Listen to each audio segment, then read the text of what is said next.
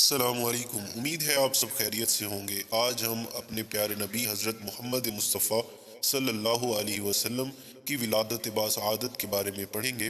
ربیع الاول کا مہینہ تھا، دو شنبے کا دن تھا اور صبح صادق کی ضیاء بار سہانی گھڑی تھی۔ رات کی بھیانک سیاہی چھٹ رہی تھی اور دن کا اجالا پھیلنے لگا تھا جب مکہ کے سردار حضرت عبد المطلب کی جوان سال بیوہ بہو کی حسرت و یاس کی تاریکیوں میں ڈوبے ہوئے سادہ سے مکان میں ازلی سعادتوں اور ابدی مسرتوں کا نور چمکا۔ حضور کی ولادت نے آقا تاجدار کائنات کے سوہنے مکھڑے نے صرف اپنی غمزدہ ماں کو ہی سچی خوشیوں سے مسرور نہیں کیا، بلکہ ہر درد کے مارے کے لبوں پر مسکراہٹیں کھیلنے لگیں۔ اس نورانی پیکر کے جلوہ فرمانے سے حضرت عبداللہ کا کنبہ جگمگانے نہیں لگا، بلکہ جہاں کہیں بھی مایوسیوں نے اپنے پنجے گاڑ رکھے تھے وہاں امید کی کرنیں روشنی پھیلانے لگیں اور ٹوٹے دلوں کو بہلانے لگیں۔ صرف جزیرہ عرب کا بخت ہی بیدار نہیں ہوا، بلکہ انسانیت جو صدیوں سے ہوا و ہوس کی زنجیروں میں جکڑی ہوئی تھی اور ظلم و ستم کے آہنی شکنجوں میں کسی ہوئی کرہ رہی تھی، اس کو ہر قسم کی ذہنی، معاشی اور سیاسی غلامی سے رہائی کی خوشی ملی۔ فقط مکہ و حجاز کے خدا فراموش باشندے خدا شناس اور خود شناس نہیں بنے، بلکہ عرب و عجم کے ہر مکین کے لیے میخانہ معرفت کے دروازے کھول دیے اور سارے نوع انسانی کو دعوت دی گئی کہ جس کا جی چاہے آگے آئے اور اس مے طہور سے جتنے جام نوشے جاں کرنے کی ہمت رکھتا ہے اٹھائے اور اپنے لبوں سے لگا لے۔ افسردہ کلیاں مسکرانے لگیں۔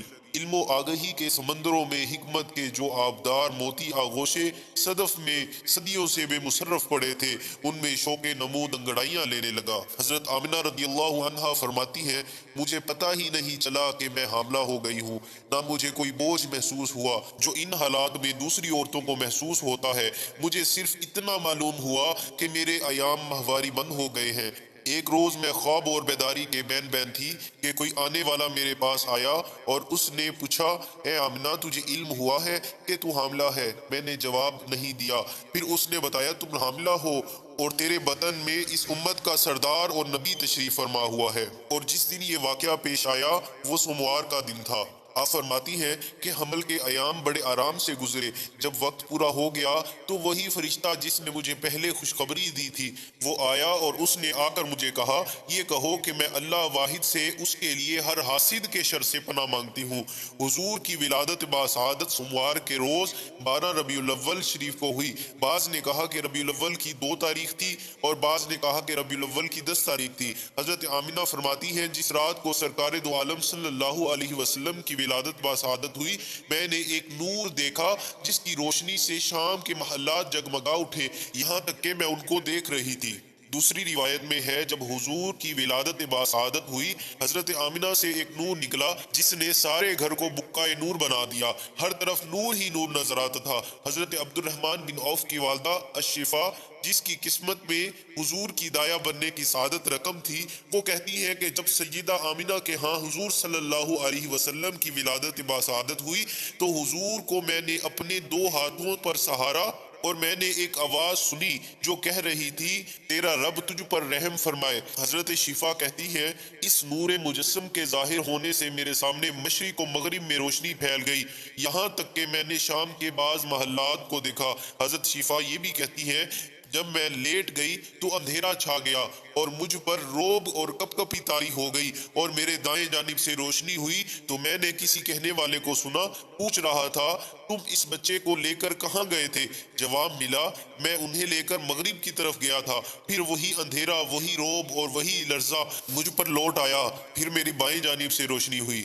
میں نے سنا کوئی پوچھ رہا تھا، تم اسے کدھر لے گئے تھے؟ دوسرے نے جواب دیا، میں انہیں مشرق کی طرف لے گیا تھا، اب دوبارہ نہیں لے جاؤں گا۔ یہ بات میرے دل میں کھٹکتی رہی یہاں تک کہ اللہ تعالیٰ نے اپنے پیارے رسول کو مبعوث فرمایا اور میں ان لوگوں میں سے تھی جو سب سے پہلے حضور پر ایمان لائے۔ حضرت آمنہ فرماتی ہے، جب آپ کی ولادت ہوئی تو آپ زمین پر گھٹنوں کے بل بیٹھے تھے اور آسمان کی طرف دیکھ رہے تھے۔ آپ کی ناف پہلے ہی کٹی ہوئی تھی، وہب بن زمعہ کی پھوپھی کہتی ہے کہ جب حضرت آمینہ کے ہاں رسول اللہ صلی اللہ علیہ وسلم کی ولادت ہوئی تو آپ نے حضرت عبد المطلب کو اطلاع دینے کے لیے آدمی بھیجا۔ جب وہ خوشخبری سنانے والا پہنچا تو اس وقت آپ حتیم میں اپنے بیٹوں اور اپنی قوم کے مردوں کے درمیان تشریف فرما تھے۔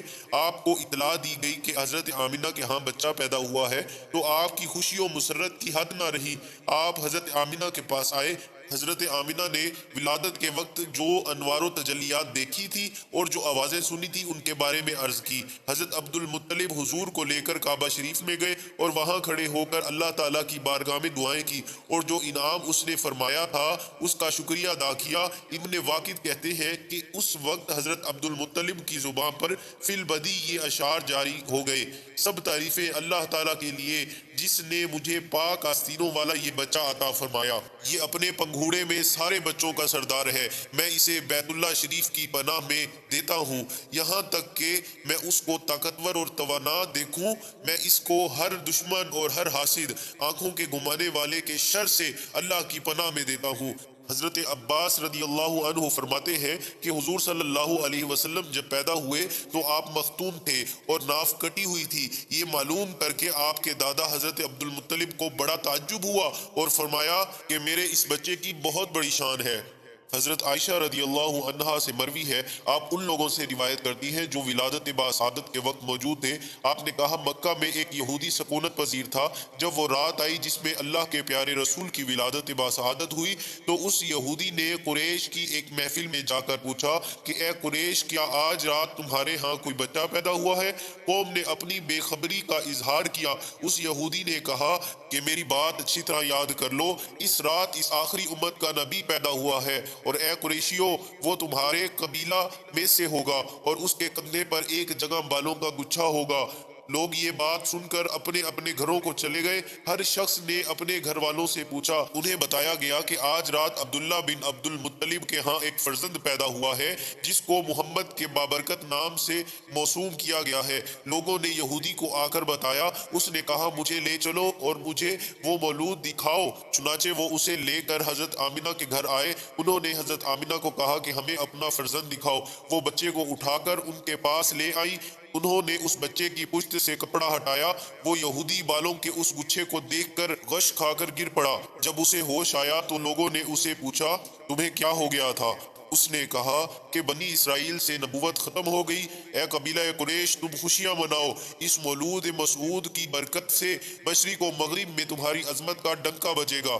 حضرت عبد المطلب فرماتے ہیں میں اس رات کعبہ میں تھا، میں نے بتوں کو دیکھا کہ سب بت اپنی اپنی جگہ سے سر کے بل گر پڑے ہیں اور دیوار کعبہ سے یہ آواز آ رہی ہے مصطفیٰ اور مختار پیدا ہوا، اس کے ہاتھ سے کفار ہلاک ہوں گے اور کعبہ بتوں کی عبادت سے پاک ہوگا اور وہ اللہ کی عبادت کا حکم دے گا جو حقیقی بادشاہ اور سب کچھ جاننے والا ہے۔ ہمارے اس چینل پر آپ کو حیات النبی کے بارے میں بتایا جائے گا۔ اگر آپ ہمارے چینل پر نیو ہیں تو ہمارے چینل کو سبسکرائب کریں اور بیل آئیکن کو ضرور پریس کریں تاکہ ہماری ہر آنے والی ویڈیو آپ تک سب سے پہلے پہنچے۔